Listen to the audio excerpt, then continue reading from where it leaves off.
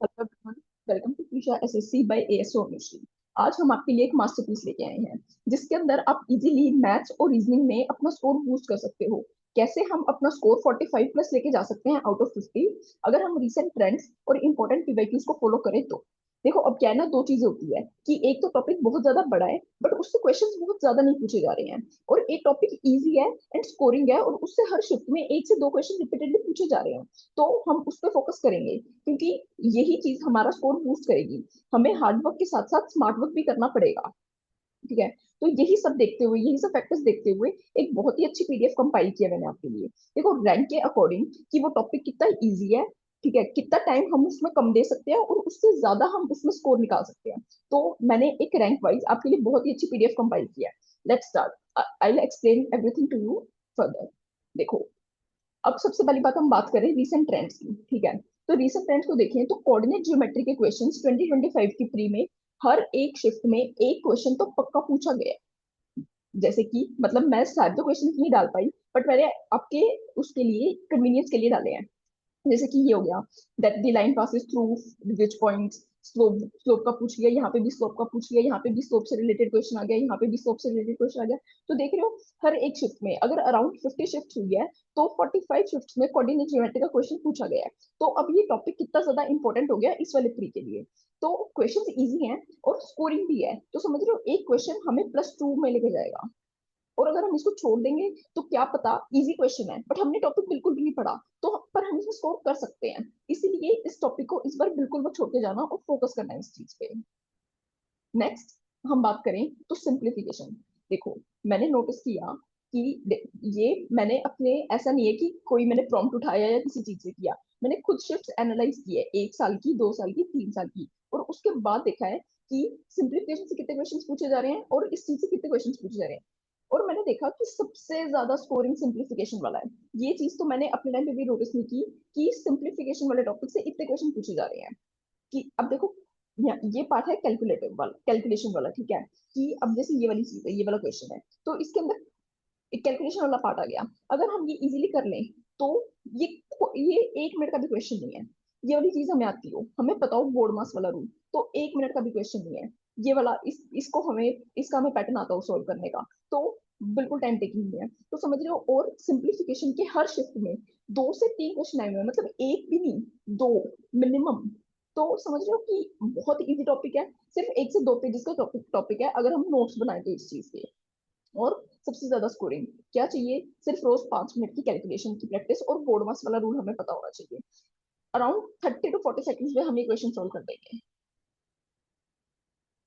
This was an important topic. उसके बाद हम बात करें तो नेक्स्ट इंपॉर्टेंट टॉपिक है ज्योमेट्री और मेंसुरेशन। ठीक है, हर शिफ्ट में 5 से 8 क्वेश्चन पूछे जा रहे हैं। अब मैंने इसको थर्ड नंबर पे क्यों रखा, क्योंकि एज कंपेयर टू सिंप्लीफिकेशन ये थोड़ा सा टाइम टेकिंग है और लेंदी है।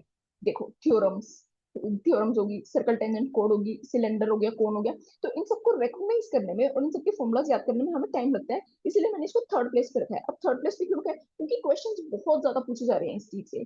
अब चाहे वो ट्रायंगल की थ्योरम पूछ ले, अब चाहे वो सर्कल टेंजेंट और कोड, मतलब ऐसा लग रहा है कि एसएससी का फेवरेट हो गया ट्रायंगल और सर्कल। तो सर्कल की मतलब टेंजेंट वाली ये वाले क्वेश्चंस, अगर आपको, आपने सिलेबस कंप्लीट किया हो तो आप समझ गए होगे ये वाली चीज। ठीक है, सीकेंट थ्योरम बहुत ज्यादा पूछी जा रही है और डेफिनेटली हर एक शिफ्ट में पूछी जा रही है। आंख बंद करके ये वाला टॉपिक तो ऐसा है कि रोज एक एक क्वेश्चन की प्रैक्टिस करो इस चीज की, सबसे ज्यादा इंपॉर्टेंट है। ठीक है, उसके बाद बात करें तो surface surface area and volume. ठीक है, जो मतलब कि वॉल्यूम वाला हो गया, वॉल्यूम वाला तो डेफिनेटली हर शिफ्ट में क्वेश्चन आ ही आ रहा है, तो इस पे तो हमें फोकस करना ही पड़ेगा। अब इस टॉपिक को कवर करने के लिए हमें डेली क्या करना पड़ेगा। देखो, सबसे पहली बात तो पीवाईक्यूज देखो मेंसुरेशन के, कि किस टॉपिक सबसे ज्यादा क्वेश्चन पूछे जा रहे हैं। जो कि मैंने नोटिस किया था, कोन और स्फेयर बहुत ज्यादा पूछा जा रहा है। मतलब कि अगर हम एक क्यूबॉइड और क्यूब के कंपैरिजन में देखें तो इन दोनों के फॉर्मूलाज कंपैरेटिवली ज्यादा पूछे जा रहे हैं, और सिलेंडर सिलेंडर भी काफी इंपॉर्टेंट है। ठीक है, तो इन सबके फॉर्मूलाज आप डेली रिवाइज करो। 5 से 10 मिनट भी नहीं लगेंगे अगर आप इनको एक बार रिवीजन करोगे, तो इनके एरियाज एंड वॉल्यूम्स की वो भी सिर्फ अपने माइंड में और एक बार लिख के। ठीक है, उसके बाद फिगर बेस्ड ज्योमेट्री क्वेश्चंस को प्रैक्टिस करो, क्योंकि वहां पे जब फिगर आएगी तो आपको उसको ऐसे फट से रिकॉग्नाइज करना है कि हाँ, कि ये वाला क्वेश्चन है, इसको और इसमें ये वाला पैटर्न लगेगा। उसके बाद फॉर्मुला रिवीजन डेली, जैसे कि मैंने बोला कि फॉर्मुला रिवाइज करना पड़ेगा, तभी हम वहां पे जाके अपनी स्पीड, एक्यूरेसी सब कुछ मेंटेन कर सकते हैं। Revision is the key. तो मतलब मैं बता रही हूँ कि सिंप्लीफिकेशन और ज्योमेट्री प्लस मेंसुरेशन ऐसे टॉपिक हैं जिन पे आप आंख बंद करके मतलब डेली उनको थोड़ा थोड़ा टाइम दे सकते हो। कैलकुलेशन का पार्ट तो हमें देना ही पड़ेगा, ज्योमेट्री और मेंसुरेशन को भी कभी भी मत छोड़ना। थोड़े से बड़े टॉपिक्स हैं बट इतने क्वेश्चंस की वेटेज आप समझ रहे हो, 5 से 8 क्वेश्चंस, बहुत बहुत बड़ा टॉपिक है। उसके बाद हम बात करें एफिशिएंसी टाइम एंड वर्क। देखो बहुत पूछा जा रहा है, हर शिफ्ट में एक क्वेश्चन तो पक्का है, आप खुद उठा के देख लो, खुद एनालाइज कर लो।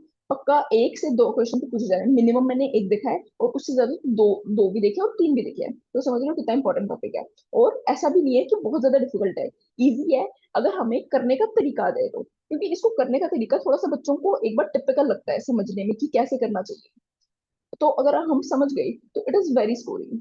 देखो जस्ट ये वाला क्वेश्चन पूछ ले कि अगर 2 बंदों ने इतने दिन में काम किया, तीसरा बंदा कितने दिन में करेगा, मतलब ऐसा कि वो बीच में छोड़ के चला गया। तो इसमें पैटर्न्स काफी सारे हैं बट पूछा जा रहा है, इसलिए हम इसको छोड़ नहीं सकते और हमें इस पे फोकस करना पड़ेगा। उसके बाद हम बात करें एक टॉपिक की, तो वो है प्रॉफिट एंड लॉस। देखो पूछा जा रहा है profit and loss and discount, her shift में आ ही रहा है, 1 to 2 क्वेश्चन तो पक्का ही है। ठीक है कि मतलब कि इसने इतना डिस्काउंट दिया, या फिर वो प्रॉफिट एंड वो वाला हो गया, सीपीएस वाला हो गया, डेफिनेटली क्वेश्चन पूछे जा रहे हैं, तो इस चीज को भी हम नहीं छोड़ सकते हैं। उसके बाद हो गया अलजेब्रा की क्वेश्चन आइडेंटिटीज। देखो इसके अंदर आपको क्या करना है ना कि आइडेंटिटीज को डेली रिवाइज करो। आइडेंटिटीज वाला क्वेश्चन ऐसा है कि आ रहा है बट ऐसा नहीं, मतलब फॉर श्योर नहीं बोल सकते कि हाँ तुम्हारी शिफ्ट में पक्का आएगा ही आएगा। तो इसलिए हम इसको ऐसा कर सकते हैं कि डेली हम आइडेंटिटीज को जरूर याद कर सकते हैं।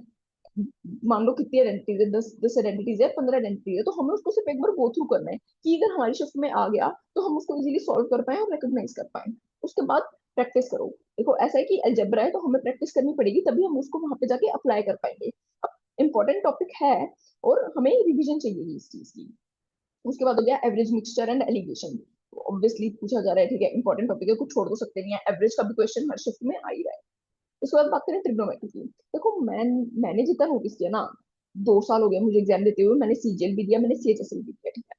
ट्रिग्नोमेट्री को जितनी हम वेटेज दे रहे हैं ना, कंपैरेटिवली वहां पे इजी क्वेश्चन आ रहा है। अब मेरी शिफ्ट में क्वेश्चन आया था कि साइन अपॉन को ऐसा कि इक्वल्स टू 10, तो मुझे बड़ा ही रिग्रेट हुआ कि मैंने ट्रिग्नोमेट्री को इतना टाइम दिया और वहां पे इतना इजी क्वेश्चन पूछा जा रहा है, ठीक है। तो ये टॉपिक की ना, अब जैसे कि मैंने बोला कि टॉपिक बड़ा है बट अब इसकी वेटेज कम हो गई है। अब एक क्वेश्चन ऐसा पूछ लिया तुमने 10, ये तो सब बता देंगे। कोई वैल्यूज वाला क्वेश्चन पूछ रहे हैं इजी, मान लो कोस 90 और उसके बाद कैलकुलेशन वाला पार्ट पूछ रहे हैं, तो वो भी इजी है। ठीक है, ऐसा नहीं है कि हम छोड़ रहे हैं, हम उसके वो जरूर रिवाइज करेंगे बट ऐसा है कि 15 दिन में या 10 दिन में एक बार हमने उसके ऊपर नजर मार ली, उसके फॉर्मुलाज पे नजर मार ली। जितना ज्योमेट्री और मेंसुरेशन है, जैसे कि मैंने आपको बोला कि वो आपको डेली रिवाइज करना है क्योंकि वो इतना ज्यादा पूछा जा रहा है। ट्रिग्नोमेट्री हम एक हफ्ते में 10 दिन में एक बार रिवाइज कर सकते हैं। उसके बाद बात करें पार्टनरशिप। देखो पार्टनरशिप है ना बहुत ही इजी टॉपिक है और फॉर श्योर एक क्वेश्चन उसमें से आ ही आ रहा है, तो अपने तो इसको बिल्कुल नेग्लेक्ट कर ही नहीं सकते। मतलब ऐसा है ना कि बिल्कुल इजी टॉपिक है, स्कोरिंग भी है, तो हम इसको क्यों छोड़ें। ऑल्दो मैंने इसको 9th पर रख दिया, मेरे को इसको ऊपर रखना चाहिए था, but it is very scoring, ठीक है, क्योंकि डेफिनेटली एक शिफ्ट में क्वेश्चन इसका पूछा जा रहा है।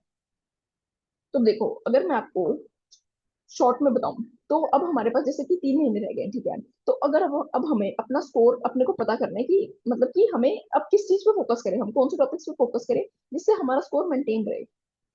सबसे पहली चीज कि फोकस ऑन कैलकुलेशन, क्योंकि सिंप्लीफिकेशन के बहुत क्वेश्चंस पूछे जा रहे हैं। अब यहाँ पे क्या मैटर करेगा, तुम्हारी स्पीड और तुम्हारी एक्यूरेसी। तुमने स्पीड बना ली मान लो कैलकुलेशन में, बट तुम एक्यूरेसी के साथ सॉल्व नहीं कर रहे, तो भी वो गलत ही होएगा ना। तो स्पीड और एक्यूरेसी दोनों चीज को साथ में प्रैक्टिस करो, ऐसा नहीं है कि तुम एक चीज को छोड़ रहे हो तुम दूसरी चीज को पकड़ रहे हो। तो सबसे पहला पॉइंट अपनी कैलकुलेशन पे फोकस करो, उसको मत छोड़ो बिल्कुल भी, ठीक है, क्योंकि सिंप्लीफिकेशन के 2 3 क्वेश्चन पूछे जा रहे हैं, तुम उसको नहीं छोड़ सकते। उसके बाद revise notes daily to identify concept easily, जैसे कि मेंसुरेशन में बात की। क्योंकि डेफिनेटली जब बोल दिया कि 5 क्वेश्चन पूछे जा रहे हैं मेंसुरेशन और ज्योमेट्री से, तो हम उस चीज को क्यों छोड़ें। तो इसीलिए रोज अपने कॉन्सेप्ट को रिवाइज करो। उसके बाद लर्न एरिया वॉल्यूम फॉर्मूला, क्योंकि पूछा जा रहा है, देखो एरिया का भी पूछा जा रहा है, चाहे वो स्क्वायर में बना के उसके बीच में से पूछ रही कि इसका एरिया कितना है, मतलब कि डेफिनेटली क्वेश्चंस आ रहे हैं। तो 3D वाली चीज को मत छोड़ो, उसको चाहे तुम लिख लिख के करो, क्योंकि वहां पे जाके जब हम फॉर्मुलाज भूल जाएंगे ना तो हम बहुत रिग्रेट होगा कि हमने याद क्यों नहीं किया। इससे अच्छा है भी टाइम है, रोज सिर्फ 5 से 10 मिनट के लिए अपने 3D वाले फॉर्मुलाज रिवाइज कर लो। उसके बाद प्रैक्टिस रिपीटेड पैटर्न क्वेश्चंस, जैसे कि एफिशिएंसी वाला हो गया, ठीक है। अब एफिशिएंसी में क्या है ना, एक टाइप जो पैटर्न है ना वो बार बार पूछते हैं कि दो बंदे काम कर रहे हैं, उसमें से एक बीच में छोड़ के चला गया, तो तीसरा जब ऐड हुआ तो उन दोनों ने, जो लास्ट के दो हैं, उन दोनों ने मिलकर कितने टाइम में काम कंप्लीट किया, ठीक है। तो ये रिपीटेड पैटर्न का क्वेश्चन है, तो इनको अच्छे से प्रैक्टिस करो। अब ये टॉपिक बहुत ज्यादा लेंथी नहीं है, तुम अगर 2 घंटे भी लेके बैठोगे तो तुम सारे टाइप के, सारे पैटर्न के क्वेश्चन कवर कर लोगे। फिर उसके बाद जैसे भी एफिशिएंसी क्वेश्चन आते हैं तुम उसको इजीली अप्लाई कर सकते हो, और तुम बोनस ले जाओगे +2 का, अगर तुम इजीली बहुत स्पीड से और एक्यूरेसी के साथ क्वेश्चन सोल्व कर रहे हो तो। उसके बाद do not ignore recent trends, ठीक है, क्योंकि जैसे कि कोऑर्डिनेट ज्योमेट्री का अगर हम देखें तो देखो, जैसे अभी क्या हुआ था ना, उसके उससे रिलेटेड क्वेश्चन पूछा गया था। एक नया टॉपिक ऐड हुआ, मेरे को भी नाम नहीं याद आ रहा, ठीक है। तो उससे रिलेटेड क्वेश्चन पूछा गया, उसके बाद सब जगह यूट्यूब पे उसकी वीडियोस आ गई थी। बट अब हम उसको इतना फोकस नहीं कर सकते, क्योंकि हमें नहीं पता कि अब वो आएगा या नहीं आएगा नेक्स्ट एग्जाम में, ठीक है। बट कोऑर्डिनेट ज्योमेट्री जो कि इंपॉर्टेंट भी है, जो कि हमारे मेंस में भी पूछा जा रहा है, मेंस में तो डेफिनेटली पूछा जा रहा है, ये तो हम प्री के लिए छोड़ते थे। बट अब अगर ये प्री में भी ऐड हो गया है और 45 शिफ्ट में इसके क्वेश्चंस पूछे गए हैं, तो हम इसको क्यों इग्नोर करें। समझ रहे हो, इतना तो बड़ा टॉपिक भी नहीं है, इजी भी है, तो हम इजीली इसमें स्कोर कर सकते हैं। उसके बाद look for easy and repeatedly asked topics, जैसे कि पार्टनरशिप, इजी भी है और रिपीटेडली पूछ रहा है। एक क्वेश्चन तो डेफिनेटली आउट ऑफ 25 एक क्वेश्चन तो डेफिनेटली आ रहा है ना, तो हमें उस चीज पे फोकस करना पड़ेगा, और कुछ भी नहीं है, सिर्फ एक पेज का टॉपिक है, कुछ भी नहीं करना उसके अंदर, तो उन सब चीजों को मत छोड़ो। तो दिस वॉज श्योर कि अगर आप एक बार ये सब चीज गो थ्रू कर लोगे ना, आप अब ये पढ़ना, ठीक है, इस स्लाइड को गो थ्रू करना, उसके बाद है ना एक मॉक देना, और आइडेंटिफाई करना कि ये चीज कितनी सही है, तो फिर तुम्हें रेकग्नाइज हो कि क्या तुम्हारा स्कोर बूस्ट हो सकता है इस चीज से या नहीं हो सकता। Let's start with reasoning. अब रीजनिंग की बात करते हैं। देखो, रीजनिंग का क्या है ना, सबसे ज्यादा स्कोरिंग है क्योंकि इसके अंदर थ्योरी नहीं है, और इसके अंदर हम टारगेट कर सकते हैं कि हम 100+ इजीली स्कोर कर पाए। देखो मैथ्स में क्या है ना कि हमें पता नहीं है कि कोई एक ऐसा कॉन्सेप्ट पूछ ले कि हम रिकॉग्नाइज ना कर पाए या हम याद ना कर पाए, ठीक है। या फिर मैथ्स में क्या होता है, 2-3 टिपिकल क्वेश्चन पूछ लिए उसने, तो हो सकता है कि हम एक आध मिस कर दे, तो हम 100% की श्योरिटी नहीं ले सकते मैथ्स में। बट रीजनिंग एक ऐसा टॉपिक है ना जिसके अंदर हम 100% लेके चल सकते हैं। क्या 100% एक्यूरेसी लेके चल सकते हैं, ठीक है। अब क्या है ना, देखो रीजनिंग के अंदर भी क्या है ना, 25 क्वेश्चन है ना, तो रिपीटेड है, कि हमें पता है कि ये वाला क्वेश्चन आएगा, ये वाला क्वेश्चन आएगा, ये वाला क्वेश्चन आएगा, तो हम उस चीज से अपन टारगेट अपना 45 तक लेके चल सकते हैं आराम से। अब देखो सबसे पहले क्या है ना, अब जैसे मैंने बोला कि मैंने कंपाइल किया है इजी एंड स्कोरिंग। अब बोल दें अपने इंपॉर्टेंट टॉपिक कौन सा है, अगर अपने देखा जाए तो वो एनालॉजी वाला। बट एनालॉजी का पैटर्न इजीली रिकॉग्नाइज नहीं होता है, मेरे से तो नहीं होता था, मैं तो ऐसा करती थी कि अगर एनालॉजी या फिर ऐसा कुछ पैटर्न वाला क्वेश्चन आ जाता था ना, तो मैं देखती उसको स्किप कर देती थी। क्यों, अगर मान लो इजी है तो मैं जब सेकंड राउंड में आऊंगी तब कर लूंगी, और अगर थोड़ा सा टिपिकल है तो एटलीस्ट फर्स्ट टाइम में मेरा टाइम तो वेस्ट नहीं हुआ। क्योंकि अब जो सबसे, अब मैं आपको बताऊं सबसे इजी टॉपिक, ब्लड रिलेशन और डायरेक्शन, ये बहुत ही इजी इजी टॉपिक्स है, ठीक है। और ये डेफिनेटली एक क्वेश्चन तो पक्का आ ही आ रहा है, तो इसकी श्योरिटी भी है, ये स्कोरिंग भी है और इजी भी है। अगर आपको, आपने एक बार किसी अच्छी टीचर की वीडियो देख ली कि ये वाला क्वेश्चन आपको कैसे कैसे सॉल्व करना है, और उसके बाद आप डेली इस चीज की प्रैक्टिस कर रहे हो, तो ट्रस्ट मी, आपको ब्लड रिलेशन जो है ना वो सबसे इजी टॉपिक लगेगा, और डायरेक्शन भी सबसे इजी टॉपिक लगेगा। तो इस चीज को इग्नोर मत करना। उसके बाद हम बात करें तो सिमिलैरिटी, देखो ये ना इसी बार रिसेंटली ऐड हुआ है, और ये बहुत ज्यादा इजी है। मतलब तुम देख रहे हो, अगर तुम इसमें से थोड़ा सा ध्यान से ये वाला क्वेश्चन सोल्व करोगे ना, अब जैसे ये बोल रहे कि ना आइडेंटिकल, ये वाला एड्रेस दे दिया और बताओ कि कौन सा वाला जो एड्रेस है वो इसके आइडेंटिकल है, तो समझ रहे हो, तुम एक एक चीज को एलिमिनेट करके और तुम इजीली ये वाला क्वेश्चन सोल्व कर दोगे, तो कुछ है ही नहीं इसके अंदर। 30 सेकेंड्स में वाला क्वेश्चन तुम सोल्व कर सकते हो। जैसे कि भी ये वाला हो गया कि कौन से दोनों जो एड्रेसेस है वो आइडेंटिकल है, तो इसके अंदर ऑप्शन दिए हुए हैं 1 3 2 4 ऐसा करके, ठीक है। तो ये भी बहुत ईजी है। अब उसके बाद हम बात करें, उसके बाद वाला टॉपिक होगा, वो है मैथमेटिकल ऑपरेशन। देखो मैथमेटिकल ऑपरेशन क्या है ना, अगर हम, जैसे कि हम कैलकुलेशन प्रैक्टिस तो कर ही रहे हैं मैथ्स के लिए, ठीक है, तो उसके बाद जैसे कि मैथमेटिकल ऑपरेशन हो गया कि if plus is minus, minus is divide and divide is into, और ऐसा करके जो क्वेश्चंस पूछे जाते हैं, ठीक है। तो अगर हम इसको बहुत ध्यान से, एक्यूरेसी के साथ और थोड़ी सी स्पीड के साथ कर देना, ये टॉपिक बहुत ईजी है। और पूछा जा रहा है, ये 2 क्वेश्चन भी देखे हैं मैंने शिफ्ट में, एक तो पक्का है ही है और दो भी देखे हैं, तो समझ रहे हो कि स्कोरिंग है। उसके बाद हम बात करें तो नॉन नॉन वर्बल रीजनिंग। अब देखो नॉन वर्बल रीजनिंग मैंने फोर्थ पे क्यों रखा ना, क्योंकि मैंने ये चीज रिकॉग्नाइज की कि कुछ कुछ बच्चों को ना मिरर इमेज और ये सब जैसे पेपर फोल्डिंग वाली थोड़ी सी चीज टिपिकल लगती है, ये चीज आइडेंटिफाई करनी। बट आई वुड से कि अगर मैं तुम्हें अपना सोर्स बताऊं, तो एक बार कमल सर से ये वाला चीज कर लेना। देखो, मैं तो ये अपनी पर्सनल एडवाइस दे रही हूँ, उसके बाद तुमने जिस भी टीचर से कोर्स किया ना, कोई दिक्कत नहीं है, क्योंकि सबका तरीका अलग अलग होता है पढ़ाने का, और तुम्हारा समझने का भी तरीका अलग अलग होता है, तो कोई दिक्कत नहीं है। अगर तुम्हें समझ में आ रहा है ना, वो मैटर करता है। तो विद अंडरस्टैंडिंग ये बहुत ही इजीली स्कोरिंग है। देखो मिरर इमेज क्या है ना, ऐसे इमेज पलटी खाली, तो तुम्हें वो चीज सिर्फ रिकॉग्नाइज करनी है कि कौन सी इमेज ऐसी है। अगर तुम थोड़ा सा भी ध्यान से करोगे तो वो वाली चीज हो रहेगी। उसके बाद हम बात करें अल्फाबेट सीरीज, ठीक है। तो अल्फाबेट सीरीज में मैंने इस पे फिफ्थ पे क्यों रखी ना, क्योंकि मान लो जैसे ये वाला क्वेश्चन है, ये वाला क्वेश्चन तो फिर भी इजी है, जैसे बी, बी की जगह जी है, ये +5 है, ये भी +5 है, ये भी +5 है, तो हम इजीली इस चीज को रिकॉग्नाइज कर पा रहे हैं।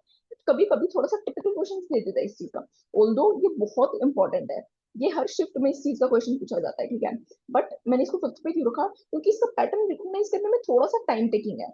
अब हमने तो ऐसे सॉर्ट किया ना कि जिसके अंदर टाइम भी कम लगे और हम स्कोर भी इजीली कर पाए, तो इसलिए मैंने इस चीज को फिफ्थ पे रखा। तो इस चीज की प्रैक्टिस करो कि कैसे कैसे क्वेश्चन पूछे जा रहे हैं। अब जैसे मान लो स्टार्टिंग में +5 है, ऑल्दो यहाँ पे बाद में भी +5 है, बट किसी किसी में हो सकता है कि -5 हो, उसके बाद फिर +5 हो, तो समझ लो कि ये थोड़ा सा टाइम लग जाता है इस चीज को रिकॉग्नाइज करने में। उसके बाद हम बात करें नंबर बेस, ठीक है। नंबर बेस हो गया जैसे कि find the odd one out, अब इसके अंदर भी हो गया find the odd one out, ठीक है, तो ये हो गया नंबर बेस। अब मोस्टली जो एसएससी का पैटर्न रहता है ना, वो रहता है उस पे कंपोजिट नंबर्स और प्राइम नंबर्स पे, कि अब इसमें शॉर्ट वन आउट फाइंड करना है तो वो है 20। क्यों? क्योंकि बाकी सारे प्राइम नंबर है, 20 प्राइम नंबर नहीं है। इसके अंदर भी ऑड वन आउट फाइंड करना है, तो ये बाकी सारे प्राइम नंबर है और ये प्राइम नंबर नहीं है। तो समझ रहे हो कि एक पैटर्न है एसएससी का, कि वो प्राइम नंबर्स के साथ कंपोजिट नंबर्स के साथ ही खेलता रहता है। कि अब जैसे किसी किसी के अंदर क्या होता है, अब जैसे ये सीरीज है ना, तो उसके अंदर जैसे 2 2 5 और ऐसे दे दिया कि उनके बीच का जो डिफरेंस है ना, that is prime numbers, consecutive prime numbers. तो समझ रहे हो, तो वो मोस्टली ऐसा प्राइम नंबर्स में डील करता है। तो अगर तुम रेगुलर मॉक्स दे रहे हो ना, तो तुम उस पैटर्न को रिकॉग्नाइज कर लोगे कि एसएससी कैसे कैसे क्वेश्चन पूछ रहा है। ऑल्सो पीवाईक्यूज मत छोड़ना। देखो पीवाईक्यूज रीजनिंग के अंदर बहुत ज्यादा इंपॉर्टेंट है, क्योंकि मैं जैसे कि मैंने बोला कि एसएससी सेम पैटर्न पे क्वेश्चंस पूछता है, तो अगर हमें एक बार पता चल गया ना, तो हम इजीली उस चीज को वहां पे जाके रिकॉग्नाइज कर सकते हैं। उसके बाद बात करें अरेंजमेंट। अरेंजमेंट जैसे कि ये वाला हो गया, कि 25 स्टूडेंट्स यहाँ पे हैं, उसके बाद की 24th पे ये है, 23rd पे ये है, तो बीच में कितने बंदे होंगे और ऐसा करके जो क्वेश्चन होते हैं, ठीक है। दैट इज इजीली डुएबल, अगर तुम एक बार किसी टीचर से अच्छे से कर लो और उसके बाद तुम रेगुलर इस चीज को प्रैक्टिस करो, बट एक्यूरेसी के साथ, तो तुम उसको, तो तुम अगर एक बार तुमने नंबर से खेलना समझ लिया, तो तुम वो कर लोगे। जैसे कि हमें उसकी इक्वेशन भी याद है कि L+R-1 वो उतने बंदे होते हैं, तो तुम उस चीज को याद कर लोगे तो हो जाएगा इजीली। उसके बाद हम बात करें syllogism, dice and cube, understand how to solve it. तो ये वाली चीज है कि अब जैसे सिलोजिज्म वाला क्वेश्चन कैसे होता है, कि टीचर्स दे दिया, उसके आगे लिख दिया बुक्स, ठीक है। अब की मतलब कि टीचर्स बुक्स पढ़ रहे हैं, उसके बाद एक ऐसा सेम चीज और पूछ ली उन्होंने, तो वो कि तुम्हें इस चीज को रिकॉग्नाइज करना है। तो अगर तुम ये चीज समझ लोगे किसी भी टीचर से अच्छे से कि कैसे कैसे क्वेश्चन पूछ रहा है, तो तुम कर लोगे इस चीज को सॉल्व। और उसके बाद डाइस एंड क्यूब, तो डाइस एंड क्यूब वाला टॉपिक क्या है ना, थोड़ा सा टिपिकल रहता है, मतलब कि थोड़ा सा एक बार समझने में रहता है कि जब हम स्टार्ट करते हैं ना, उसके बाद तो जब हम रोज प्रैक्टिस करने लग जाएंगे, तब हमें कुछ भी नहीं, बिल्कुल इजी लगेगा। बट एक बार हमें उस चीज को अच्छे से प्रैक्टिस करनी पड़ेगी और समझना पड़ेगा। वो ऑपोजिट पूछ लेता है कि 1 के ऑपोजिट 6 है, 2 के ऑपोजिट 5 है, तो 3 के ऑपोजिट क्या रहेगा, ऐसा कर। उसके बाद बात करें एनालॉजी। देखो अब एनालॉजी ना बहुत इंपॉर्टेंट टॉपिक है, मतलब डेफिनेटली 2 2 3 क्वेश्चन इसके अंदर पूछे जा रहे हैं, बट स्टिल मैंने इसको 9th पे इसीलिए रखा क्योंकि इसके पैटर्न को रिकॉग्नाइज करने में ना टाइम लगता है। कि मेरे से तो नहीं होते थे, मतलब कि ऐसे ऐसे वाली चीज है कि इजीली मैं नहीं कर पाती थी, कि थोड़ा सा एक बार टाइम लगता था मुझे इस चीज को सोचने में कि क्या ये चीज सही है, क्या ये वाला पैटर्न सही है। क्योंकि क्या होता है ना, ऐसे की एक और चीज है, मान लो कि एक क्वेश्चन हुआ, अब मान लो एसएससी की भी नहीं, बट जिसके तुम मॉक्स भी दे रहे हो ना कंपनी की, कभी कभी उसमें भी ये चीज वो कर जाती है कि तुमने कोई पैटर्न रेकग्नाइज कर दिया, मान लो यहाँ पे +2 +2 +2 हो रहा है, ठीक है। बट वो ना कोई और चीज से, कोई और पैटर्न के तरीके से वो सोल्व हुआ होता है, तो तुम्हारा आंसर है ना वेरी कर सकता है उस चीज से। तो कभी कभी उस चीज में अपने को वो डिफरेंस फेस करना पड़ता है, बट मोस्टली हो जाता है, ठीक है। अगर तुम कंटिन्यूस प्रैक्टिस करो ना इस चीज की डेली, तो तुम करने लग जाओगे।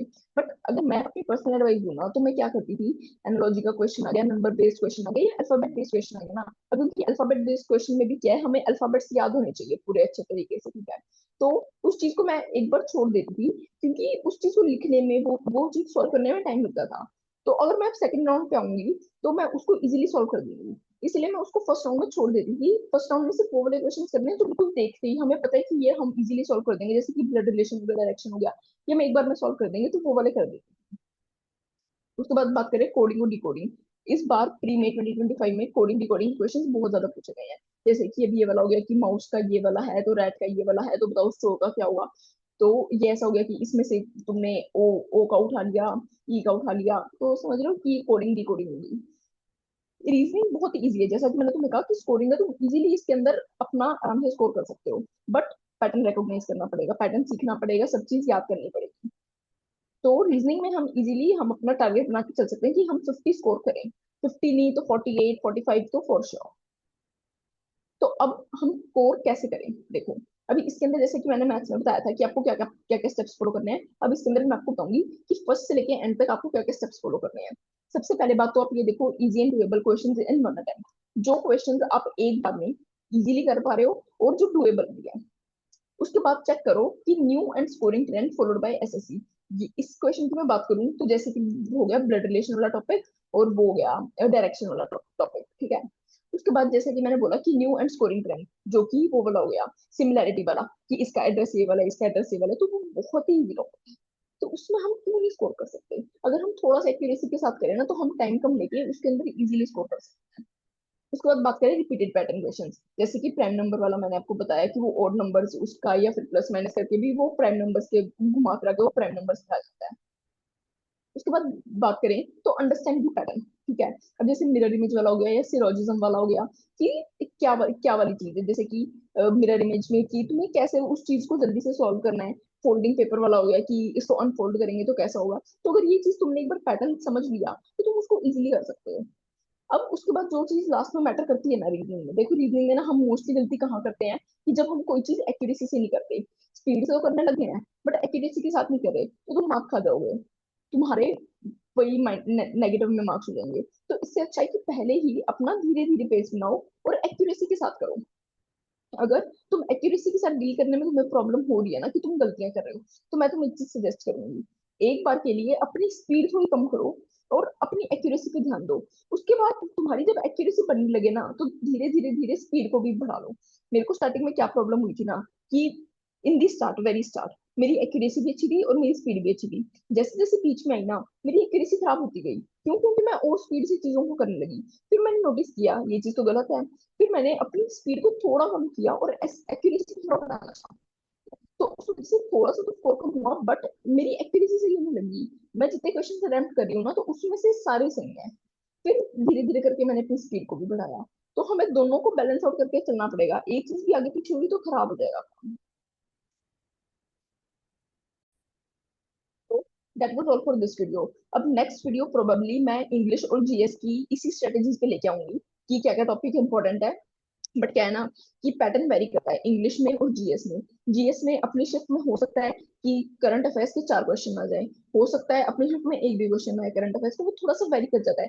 Although I be bringing that, but अभी रिसेंटली मेरे पास एक क्वेरी आई है कि जैसे जैसे मैं सिलेबस तो कर रहा हूँ, मैंने सिलेबस तो किया, आगे आगे पढ़ता जा रहा हूँ, बट मैं मेरे को ऐसा लग रहा है कि मैं पीछे वाला भूलता जा रहा हूँ। तो हमें इन दोनों चीजों को बैलेंस आउट करके कैसे चलना है, that is very good topic and definitely I be making video on that. क्योंकि मैंने भी ये चीज फेस की है अपने साथ, तो मैं पर्सनल एक्सपीरियंस से आपको शायद अच्छा गाइड कर पाऊँ कि हमें कैसे कैसे करना चाहिए। तो thank you everyone for watching this video. Will be back with more such interesting videos. जो भी आपको कोई क्वेरी है, कोई भी आपको पर्सनली किसी चीज के लिए कोई डाउट पूछना है, या फिर आप चाहते हो कि इस चीज पे वीडियो बने और मैं थोड़ा सा गाइड करूँ, तो आप बिल्कुल कमेंट सेक्शन में लिख सकते हो, I will surely reply. Thank you so much.